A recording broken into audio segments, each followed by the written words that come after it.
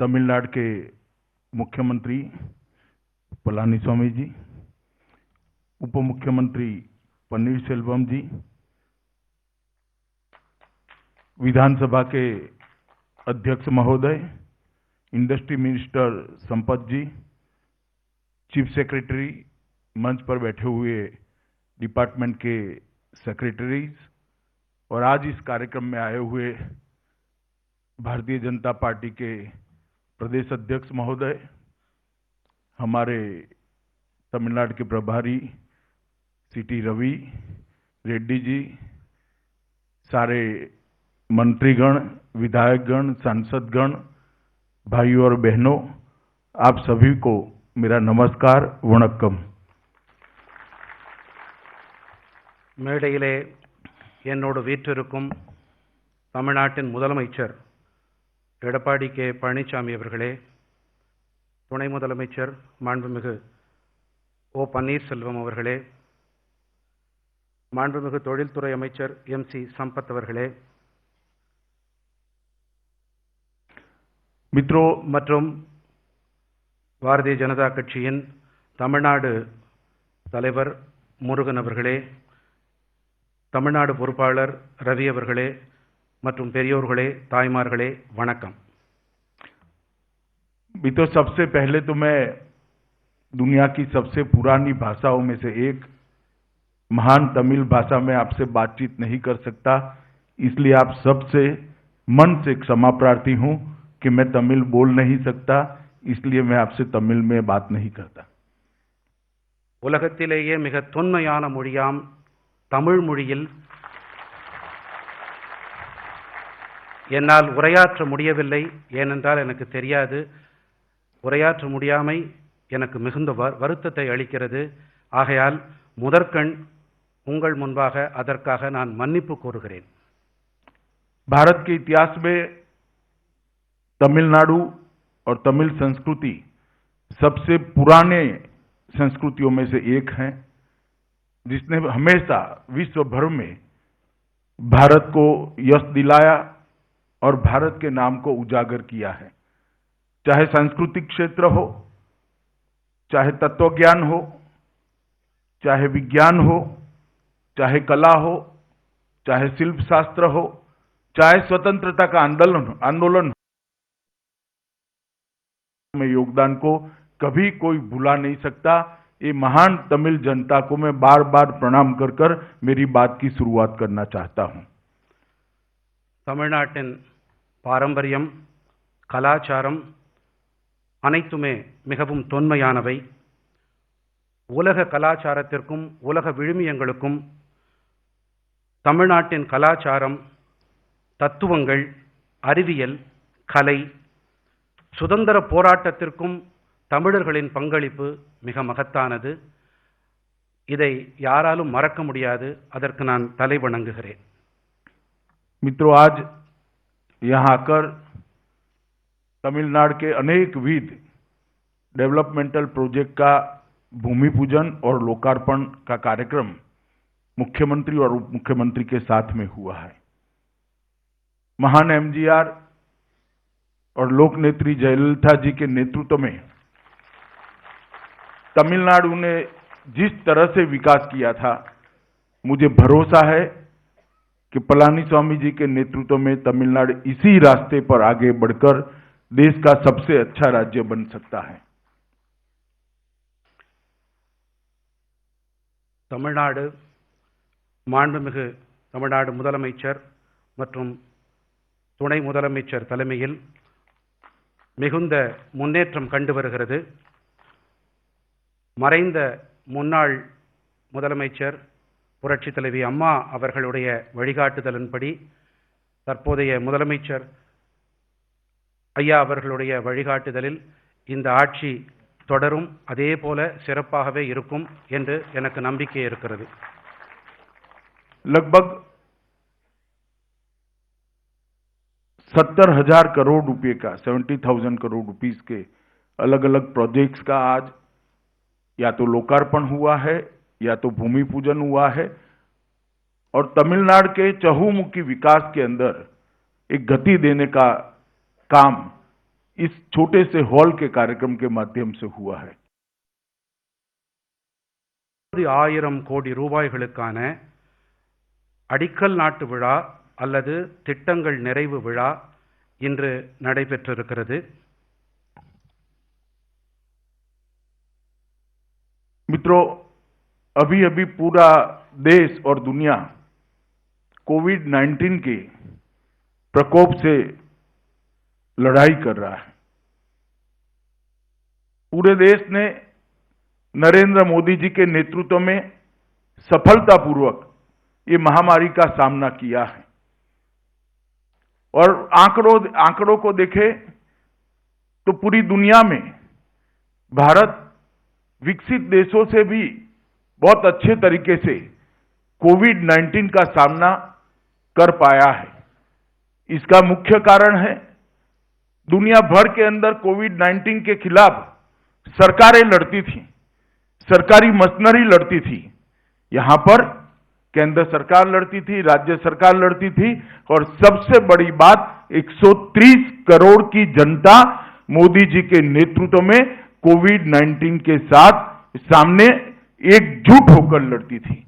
मोदी जी के करिश्माई नेतृत्व ने कोविड-19 के खिलाफ लड़ाई को एक नए आयाम दिए और परिणाम लक्षी लड़ाई लड़कर आज हम बहुत अच्छी स्थिति में है। இன்று உலகம் முழுவதும் கோவிட்-19 என்ற பெருந்தொற்றோடு பெரும் போரை நிகழ்த்தி கொண்டு வருகின்றது. இந்திய நாடானது பிரதம மந்திரி மோடி அவர்களின் தலைமையின் கீழ் மிகுந்த வெற்றிகரமாக, அதுவும் வளர்ந்த நாடுகளுக்கு இணையாக அவர்களை விடவும் சிறப்பாக மோடி அவர்களின் தலைமையின் கீழ் நாம் செயல்பட்டு கொண்டிருக்கிறோம். உலக அரசுகள் போராடி கொண்டிருக்கின்றன. இந்தியாவில் இந்திய அரசு, மாநில அரசுகள் மட்டும் போராடவில்லை. 130 கோடி நாட்டு மக்களும் அரசுகளோடு இணைந்து போராடி கொண்டிருக்கிறார்கள் மோடி அவர்களின் பிரகாசமான அற்புதமான தலைமையின் கீழ். और मैं आज तमिलनाडु सरकार और उसके मुख्यमंत्री पलानीस्वामी और ओ पनीरसेल्वम उप मुख्यमंत्री को हृदय से बधाई देना चाहता हूं कि तमिलनाडु उन स्टेटों में से है जहां सबसे अच्छी कोविड के खिलाफ लड़ाई सरकारों ने लड़ी है. தமிழ்நாட்டின் முதலமைச்சர், துணை முதலமைச்சர் இருவருக்கும் என் மனமார்ந்த பாராட்டுக்களை தெரிவித்துக் கொள்கிறேன். அவர்கள் இந்த கோவிட்-19 பெருந்தொற்றுக்கு எதிராக மிகுந்த வெற்றிகரமான ஒரு போராட்டத்தை நிகழ்த்தி கொண்டிருக்கின்றார்கள்.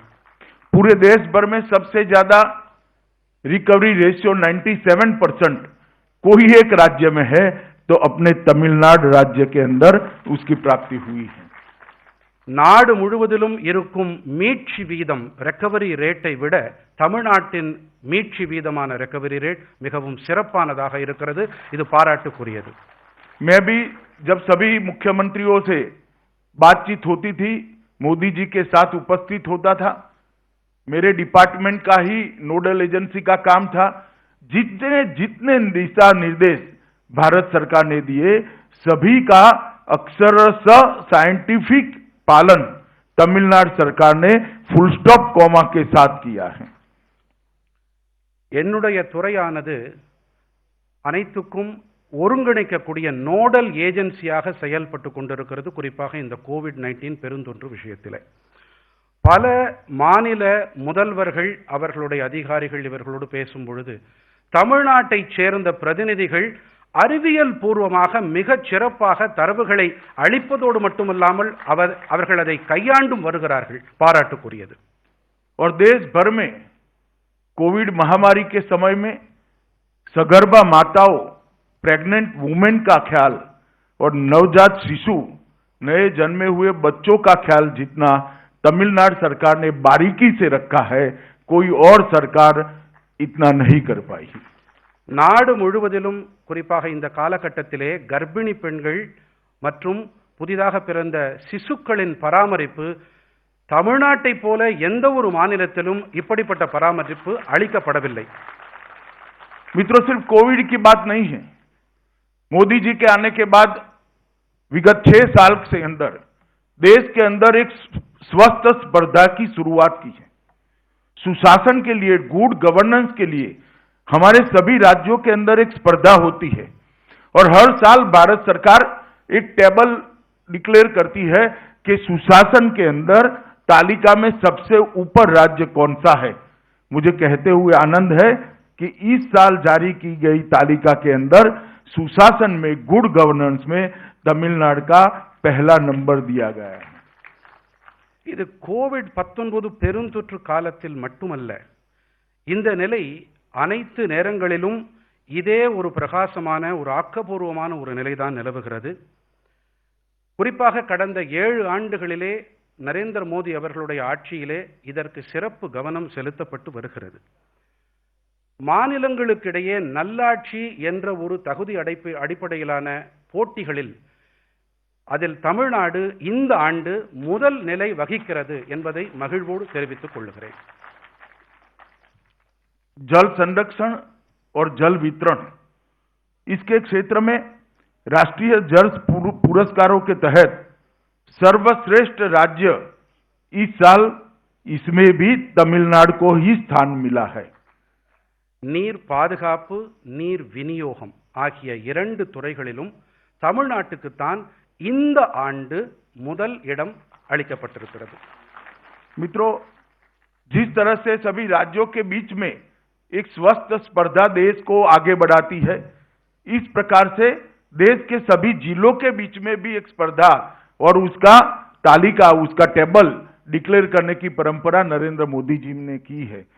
दक्षिण में सर्वश्रेष्ठ जिले की जो चयन हुआ, उसमें नदियों का पुनरुद्धार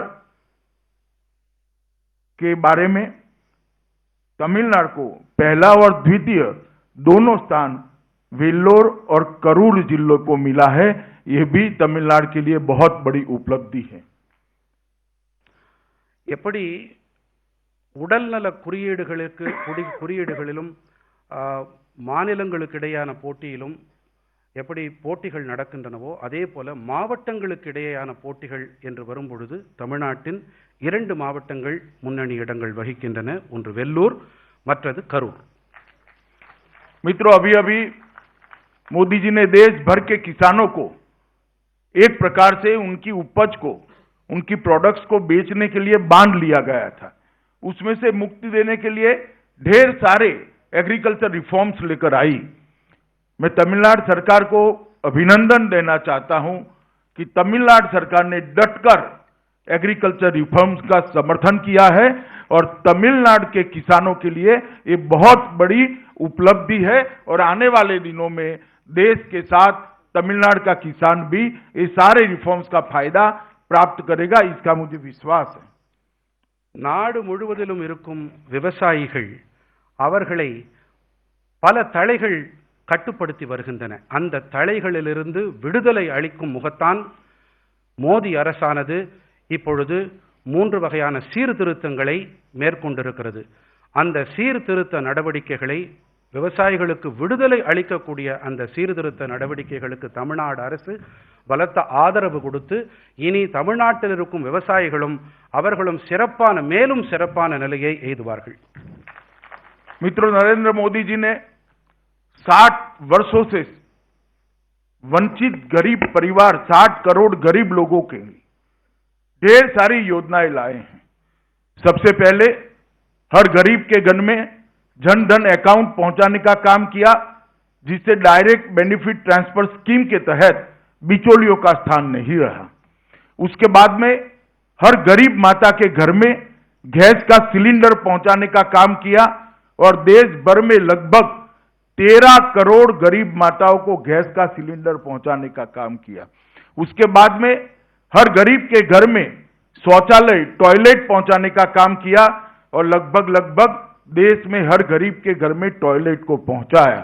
हर गरीब को अपना घर देने का भी वादा किया है और वो भी योजना मुझे विश्वास है 2022 तक, जब देश की आजादी के 75 साल समाप्त होंगे, ये समाप्त हो जाएगी.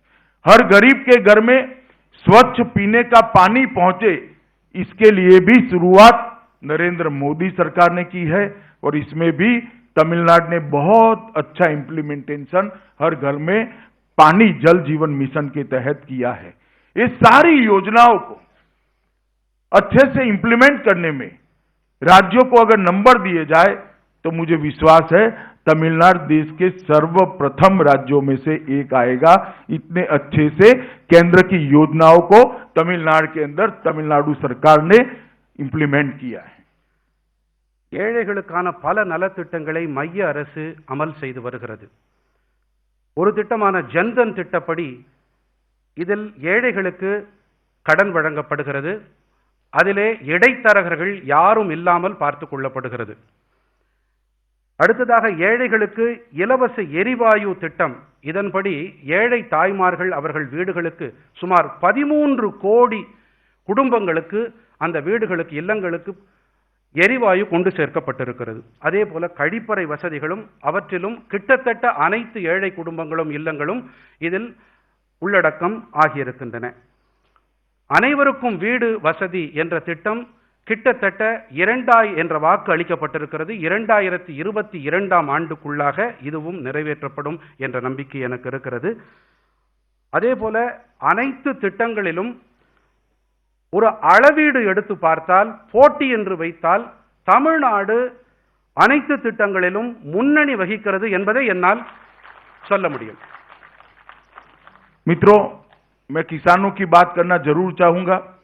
देश के प्रधानमंत्री नरेंद्र मोदी जी ने हर किसान को सालाना 6,000 रुपया कोई बिचौलिए के बगैर सीधा उसके बैंक अकाउंट में ट्रांसफर करना शुरू किया। देश भर के 10 करोड़ किसानों के बैंक अकाउंट में 95,000 करोड़ रुपीस अब तक ट्रांसफर हो चुके हैं। कांग्रेस पार्टी किसानों का ऋण माफ करने का हमेशा डिमांड करती। मैं उनको पूछना चाहता हूं, आप 10 साल शासन में रहे, कितने किसानों का ऋण माफ किया? 10 साल में सिर्फ 60,000 करोड़ का ऋण उन्होंने माफ किया था। नरेंद्र मोदी सरकार ने 3 साल में 95,000 करोड़ रुपया किसान के बैंक अकाउंट में सीधा देने का काम किया है और ये कांग्रेस पार्टी के झूठे प्रोपेगेंडा का जवाब है। விவசாயிகளுக்கு ஆண்டுதோறும் நேரடியாக அவர்கள் வங்கி கணக்குகளுக்கு எந்த இடைத்தரகர்களின் தலையீடும் இல்லாமல் 6,000 ரூபாய்கள் செலுத்தப்பட்டு வந்திருக்கின்றன. இதுவரை நேரடி பரிவர்த்தனையான டிபிடி வழியாக 95,000 கோடி ரூபாய்கள் கொண்டு சேர்க்கப்பட்டிருக்கின்றன. காங்கிரஸ் ஆட்சியில் 10 ஆண்டு கால ஆட்சியில் அவர்கள் என்ன செய்தார்கள் என்ற வினாவை நான் எழுப்புகிறேன். இதுவரை 95,000 கோடி ரூபாய்கள் இந்த அரசு இதுவரை அவர்கள் வங்கி கணக்குகளில் நேரடி பண பரிவர்த்தனை வாயிலாக கொண்டு சேர்த்திருக்கிறது. मित्रों, तमिलनाडु के किसानों को भी 45 लाख किसानों को 4,400 करोड़ रुपया सीधा उनके बैंक अकाउंट में ट्रांसफर कर दिया गया है. தமிழ்நாட்டில் 45 லட்சம் விவசாயிகளுக்கு 4,400 கோடி ரூபாய்கள் இதுவரை அவர்கள் வங்கி கணக்குகளுக்கு நேரடியாக கொண்டு சேர்க்கப்பட்டிருக்கின்றது. मित्रों, ग्रामीण सहकारी बैंक और आरआरबी के माध्यम से 30,000 करोड़ रुपीस किसानों को अलग से दिया गया है. लगभग नाबार्ड के द्वारा 90,000 करोड़ रुपया इंफ्रास्ट्रक्चर के लिए, एग्रीकल्चर इंफ्रास्ट्रक्चर के लिए अलग से दिया जाएगा. एग्रीकल्चर इंफ्रा फंड की स्थापना इसके लिए की है. माइक्रो फूड एंटरप्राइजेस की और पशु रोग नियंत्रण कार्यक्रम के लिए भी अलग संस्थाएं बनाई गई हैं. நண்பர்களே, விவசாயிகளுக்கு 30,000 கோடி ரூபாய் கட்டமைப்புக்காக நாபார்டு மூலமாகவும் ஊரக வங்கிகள் வாயிலாகவும் அளிக்கப்பட்டிருக்கின்றன. இவை தவிர நுண் உணவு அமைப்புகளுக்கும் ஆதரவு அளிக்கப்பட்டு வருகின்றது. Micro food enterprises. मित्रों, ब्रू रेवोल्यूशन की भी मैं जरूर बात करना चाहूंगा क्योंकि बहुत बड़ा पोटेंशियल तमिलनाडु राज्य के लिए यहां पर पड़ा हुआ है. भारत सरकार ने अलग मत्स्य पालन विभाग शुरू किया है और उसके तहत 20,000 करोड़ की लागत से एक ब्लू रेवोल्यूशन फंड की स्थापना की है। तमिलनाडु देश में मछली उत्पादन में चौथे नंबर पर है और लगभग 4,341 करोड़ रुपए का एक्सपोर्ट भी होता है और 88,000 मैट्रिक टन मछली का उत्पादन होता है। अगर ब्लू रेवोल्यूशन फंड का ढंग से उपयोग तमिलनाडु सरकार करती है तो मुझे भरोसा है कि ब्लू रेवोल्यूशन में भी तमिलनाडु देश का नंबर 1 राज्य बन सकता है। इसमें और किसी को संशय नहीं होना चाहिए। நீல புரட்சி என்று சொல்லப்படக்கூடிய ப்ளூ ரெவல்யூஷன் இதில் தமிழ்நாட்டிலே பெரும் சாத்தியக்கூறுகள் நிலவுகின்றன. தற்போது தமிழ்நாடு 4ஆம் இடத்தில் இருக்கிறது. கிட்டத்தட்ட 82,000 மெட்ரிக் டன் அளவு ஏற்றுமதி செய்யப்படுகின்றது. பெரும் சாத்தியக்கூறுகள் இருக்கின்றன. அது கூடிய விரைவிலே அவையும் தமிழ்நாடு முன்னணி மாநிலமாக மாறக்கூடிய வாய்ப்பும் இருக்கிறது. मैं जल आपूर्ति की भी एक बात जरूर करना चाहता हूं, क्योंकि तमिलनाडु के विशेषकर गरीब लोगों के लिए बहुत महत्वपूर्ण बात है। तमिलनाडु के 1.42 करोड़ ग्रामीण परिवार जो गांवों के अंदर रहते हैं, उनमें से सिर्फ 15% ग्रामीण परिवारों के पास ही अपने घर में पीने के पानी का कनेक्शन था। अब मोदी जी एक नई योजना लेकर आए हैं और वो योजना के तहत 2024 तक हर घर में पीने के पानी का कनेक्शन देना है। और मैं तमिलनाडु सरकार को अभिनंदन करना चाहता हूं कि 1,20,00,000 परिवारों को 2024 तक 100% पीने का पानी घर में पहुंचाने की योजना उन्होंने बनाई है और उसमें से 9 लाख लोगों को, 9 लाख परिवारों को पीने का पानी घर में पहुंचाने का काम समाप्त भी कोविड होने के बावजूद कर चुके हैं। ये देश भर में बहुत अच्छा इंप्लीमेंटेशन तमिलनाडु ने इस योजना का करा है। मुझे भरोसा है कि आने वाले दिनों में एक भी घर ऐसा नहीं होगा कि जहां पर शुद्ध पीने का पानी नल के द्वारा नहीं आता होगा। தமிழ்நாட்டில் சுமார் 15% ஏழை மக்களுடைய வீட்டிலே சுத்தமான குடிநீருக்கான சாத்தியக்கூறு இல்லாத நிலை இருக்கிறது. 2024ஆம் ஆண்டுக்குள்ளாக மோடி அரசுடைய உறுதிப்பாடு என்னவென்றால், நாட்டில் இருக்கும் அனைத்து ஏழை குடிசைகளாகட்டும் இல்லங்களாகட்டும் அங்கு சுத்தமான குடிநீர் கொண்டு சேர்க்கப்படும் என்பதுதான். அதிலே தமிழ்நாடு இதிலும் முன்னணி வகித்துக் கொண்டிருக்கிறது. मित्रों, यहां पर जो सरकार चल रही है वो सरकार मुख्यमंत्री जी और उप मुख्यमंत्री के नेतृत्व में चल रही है। मैं तमिलनाडु की जनता को बताना चाहता हूं कि भारत की केंद्र सरकार, नरेंद्र मोदी सरकार, एनडीए की सरकार चट्टान की तरह तमिलनाडु सरकार के साथ खड़ी है और तमिलनाडु के डेवलपमेंट के लिए कमिटेड है। இங்கே மாண்புமிகு முதலமைச்சர் மற்றும் மாண்புமிகு துணை முதலமைச்சர் தலைமையிலே மிகச் சிறப்பான ஆட்சி நடைபெற்று வருகிறது. நான் மோடி அரசுடைய அவர் சார்பாக பாறையை போல இந்த ஆட்சிக்கு, நல்லாட்சிக்கு, தமிழ்நாடு மக்களுக்கு உறுதுணையாக நாங்கள் இருப்போம் என்பதை இந்த நேரத்திலே நான் தெரிவித்துக் கொள்கிறேன். राज्य को डिफेंस इंडस्ट्रियल कॉरिडोर देने का काम भी भारतीय जनता पार्टी की नरेंद्र मोदी सरकार ने किया। देश में 2 ही जगह पर दिया है, इसमें से एक हमारे तमिलनाडु को दिया है। நாட்டிலே 2 இடங்களில் பாதுகாப்பு வளாகம், டிஃபென்ஸ் காரிடோர் அமைக்கப்பட்டிருக்கிறது தமிழ்நாட்டில். அது இந்த திட்டத்தையும் தமிழ்நாட்டிலே துவக்கியது மோடி அரசுதான். सागरमाला के तहत 2.25 लाख करोड़ रुपया का इन्वेस्टमेंट, जिसमें से 32,000 करोड़ रुपया पूरे पोर्ट के आधुनिकीकरण के लिए और 57,000 करोड़ रुपया रोड्स के लिए, 1,35,000 करोड़ रुपया बंदरगाह केंद्रित इंडस्ट्रियल डेवलपमेंट के लिए, टोटल 2.25 लाख करोड़ रुपया सागरमाला के तहत भारत सरकार ने तमिलनाडु के लिए दिया है। சாகர்மாலா திட்டத்தின்படி தமிழ்நாட்டுக்கு 2.25 லட்சம் கோடி ரூபாய்கள் ஒதுக்கீடு செய்யப்பட்டிருக்கின்றன. இதில் துறைமுக கட்டமைப்புக்காக 1,35,00,000 லட்சம் ரூபாயும், சாலைகளுக்காக 57,000 கோடி ரூபாய்களும் அளிக்கப்பட்டிருக்கின்றன. मित्रों, मदुरई के अंदर 1264 करोड़ की इन्वेस्टमेंट से एम्स का शिलान्यास प्राइम मिनिस्टर ने कर दिया है. மதுரையில் 12,460 கோடி ரூபாய் செலவில் எய்ம்ஸ் மருத்துவமனைக்கான அடிக்கல் நாட்டு விழா செய்யப்பட்டிருக்கிறது. East coast road 13,795 crore rupees की लागत से काम शुरू हो चुका है. கிழக்கு கடற்கரை சாலையில் சுமார் 7,700 கோடி ரூபாய் செலவிலான பணிகள் துவங்கியாகிவிட்டன. भारत के महान राष्ट्रपति एपीजे अब्दुल कलाम मेमोरियल का उद्घाटन भी श्री नरेंद्र मोदी जी ने यहां पर ही तमिलनाडु की धरती पर ही रामेश्वरम में किया है. இந்தியாவின் மகத்தான குடியரசுத் தலைவரான டாக்டர் ஏபிஜே அப்துல் கலாம் அவர்களுடைய நினைவிடத்தையும் மோடி அரசு, மோடி அவர்கள் திருக்கரங்களால் இங்கே துவக்கியிருக்கிறது, அதனை ஆரம்பித்து வைத்திருக்கிறது.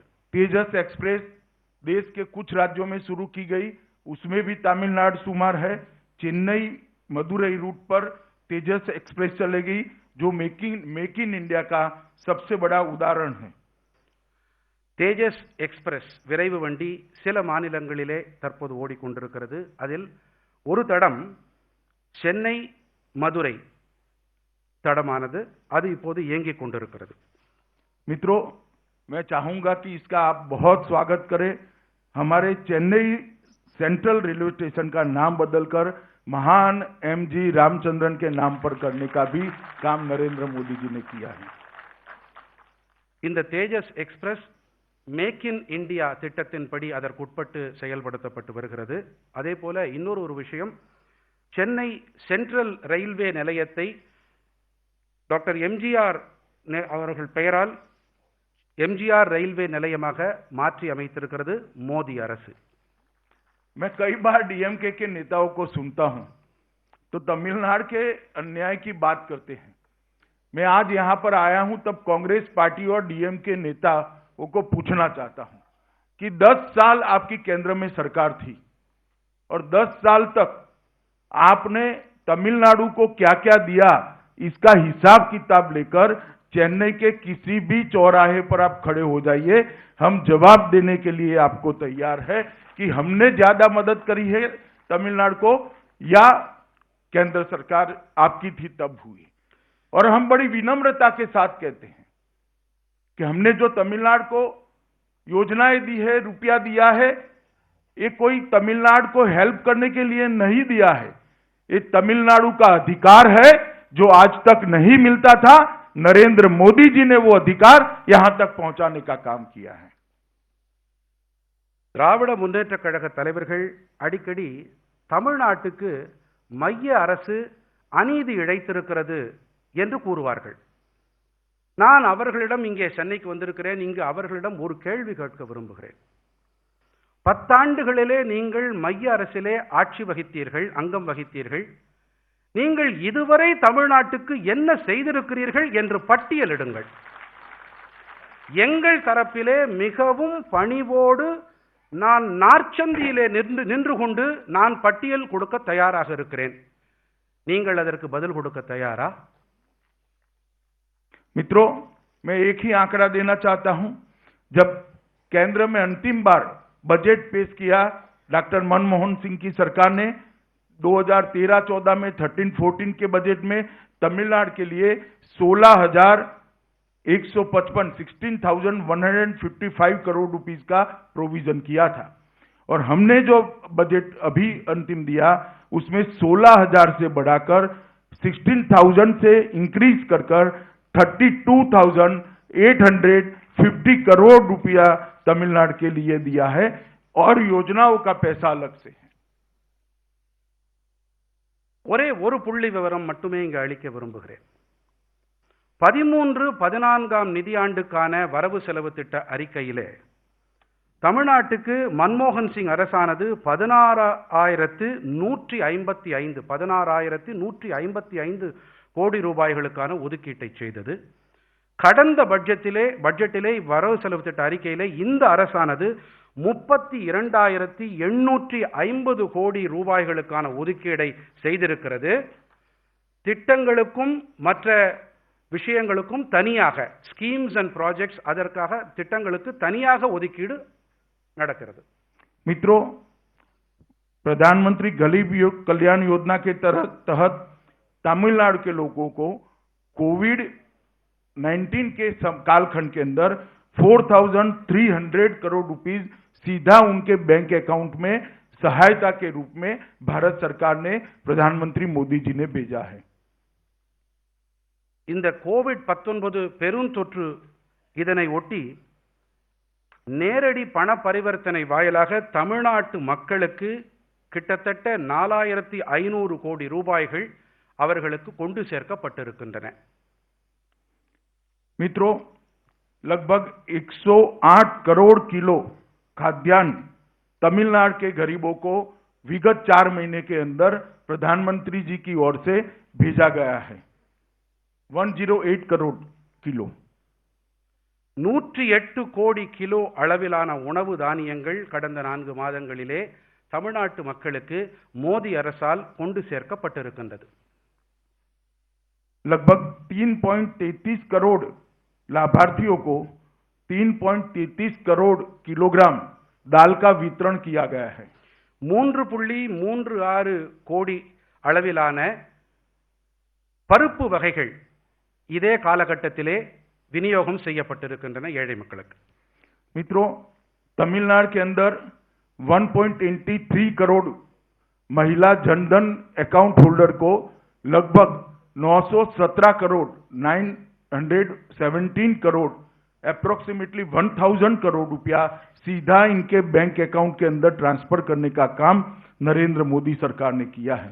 தமிழ்நாட்டிலே 1.83 கோடி பெண் ஜன்தன் கணக்கு வைத்திருப்பவர்களுக்கு 917 கோடி ரூபாய்கள், சுமார் 1000 கோடி ரூபாய்கள் வரையிலான நேரடி பண பரிவர்த்தனை நடைபெற்றிருக்கிறது.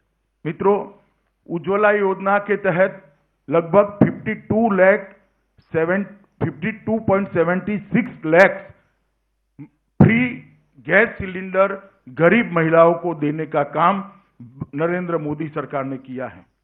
உஜ்வலா திட்டத்தின்படி 52.76 லட்சம் ஏழை தாய்மார்களின் வீடுகளுக்கு இலவச எரிவாயு சிலிண்டர் கொண்டு சேர்க்கப்பட்டிருக்கின்றது. मित्रों, ढेर सारी सूची है. मैं चाहूंगा कि मुख्यमंत्री जी कोई और कार्यक्रम में आप लोगों के सामने रखेंगे. मैं सब चीजें बता नहीं सकता, परंतु मैं इतना ही बताना आया हूं कि चाहे कोई भी कुदरती आपदा हो, चाहे इंडस्ट्रियल डेवलपमेंट करना हो, इंफ्रास्ट्रक्चर डेवलपमेंट करना हो, या तमिलनाडु के गरीबों को आगे ले जाना हो, नरेंद्र मोदी सरकार, एनडीए सरकार, पलानीस्वामी सरकार के साथ मजबूती के साथ खड़ी है और हर मौके पर तमिलनाडु के भाइयों के साथ कंधे से कंधा मिलाकर आगे बढ़ने को तैयार है. தமிழ்நாட்டின் தொழில்துறை வளர்ச்சியாகட்டும், கட்டமைப்பு உள்கட்டமைப்பு மேம்பாடாகட்டும், ஏழைகள் நலனாகட்டும், என்டிஏ அரசு, மோடி அரசு, மாண்புமிகு பழனிசாமி அவர்களுடைய அரசு உங்களோடு, ஏழைகளோடு, தமிழ்நாட்டு மக்களோடு தோளோடு தோள் நின்று உங்களுக்கு உறுதுணையாக இருப்போம் என்பதை இந்த நேரத்திலே நான் உறுதிபட கூறுகிறேன். मित्रों, बहुत समय के बाद मैं चेन्नई आया हूं. थोड़ी राजनीतिक बात भी करना चाहता हूं. மிகுந்த காலத்திற்கு பிறகு நான் சென்னை வந்திருக்கிறேன். ஆகையால் நான் அரசியல் பற்றியும் பேச விரும்புகிறேன்.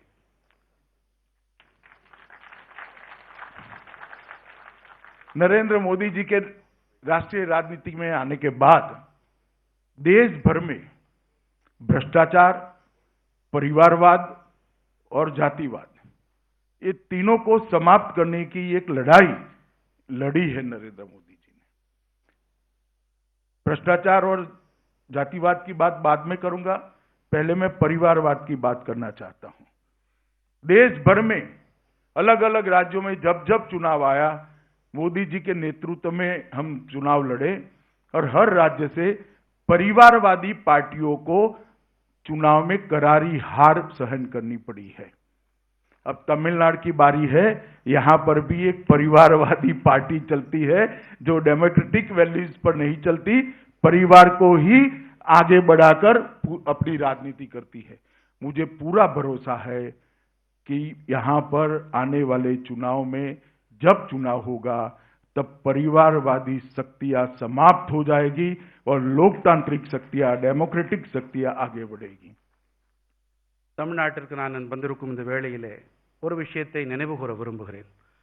நரேந்திர மோடி அவர்கள் அரசியல் களத்திலே வந்த பிறகு 3 வாதங்களுக்கு எதிராக அவர் போர்க்கொடி உயர்த்தினார். அதில் அவர் வெற்றியும் கண்டு வருகிறார்.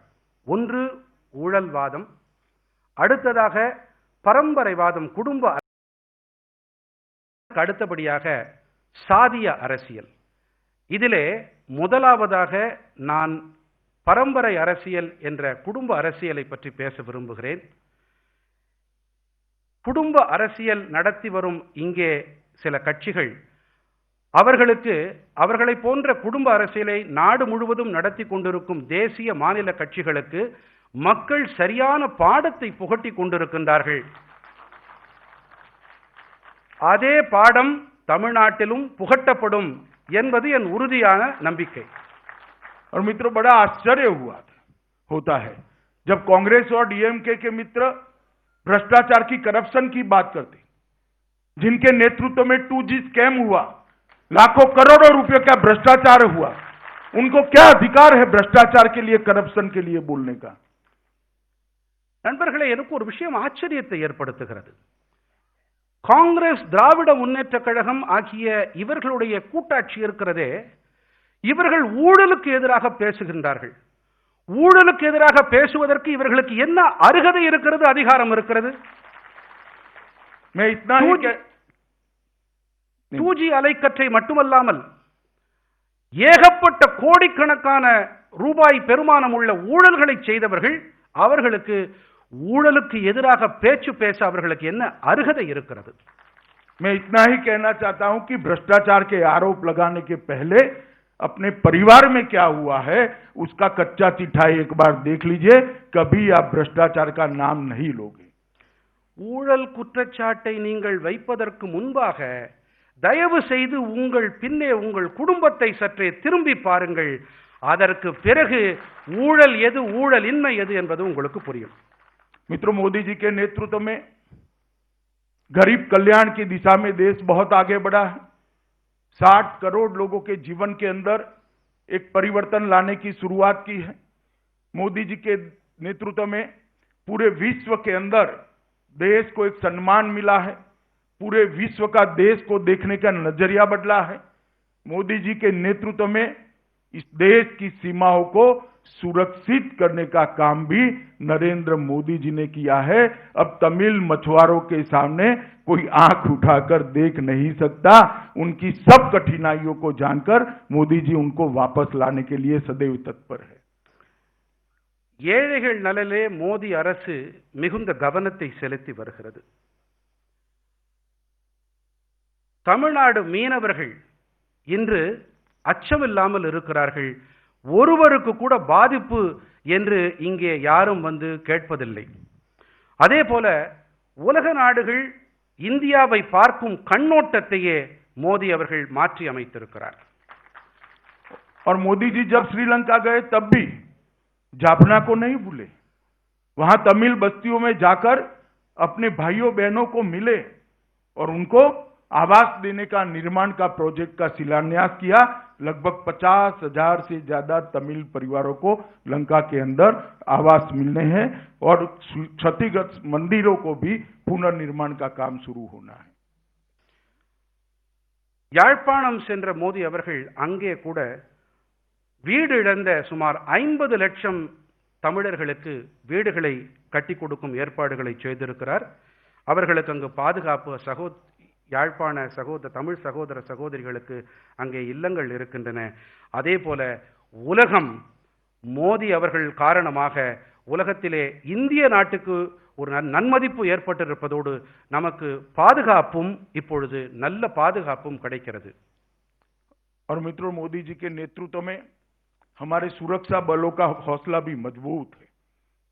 मैं परसों की ही बात करना चाहता हूं.